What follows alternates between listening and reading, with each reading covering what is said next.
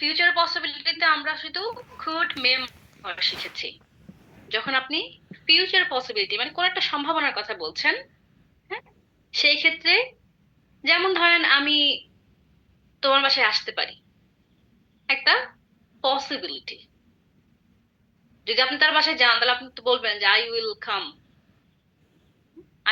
Two your house, আমি তোমার বাসায় আসবো। আপনি আসতে পারেন, সম্ভাবনা।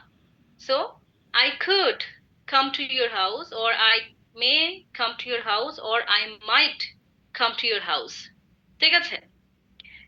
এখন এই সম্ভাবনা নিয়েও যখন আপনি কোশ্চেন করবেন, হুম, যে সে কি তোমাকে ফোন করতে পারে,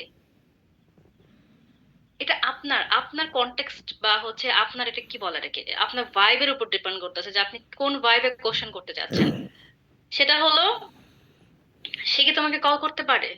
ওকে, could he call you, or may he call you, or might he call you?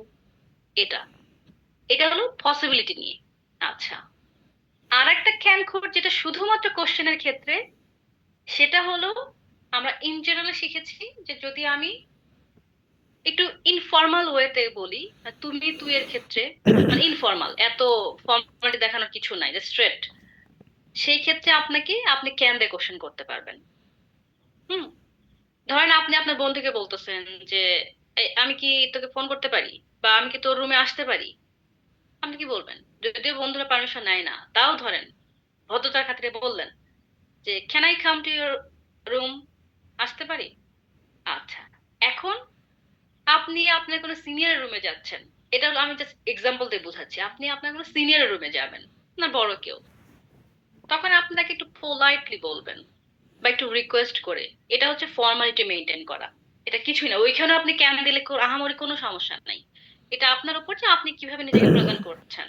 আপনি পোলাইটলি বলতে চান, হুম, যেমন তখন আপনি কি বলবেন যে could I come to your room, or could I enter your room?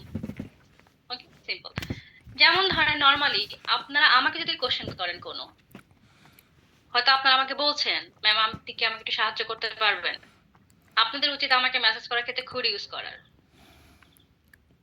Hmm, because you guys know the rules, যে মানুষ কখন ক্যান ইউজ করে কখন কুড ইউজ করে। এটা জানার পরে যদি আপনারা আমাকে ক্যান দিয়ে ইউজ করেন, এটা এমন কিছু না, আহামরি কিছু না, এটা হচ্ছে জাস্ট আপনার you have to show your work, এটা কি বলে, হুম,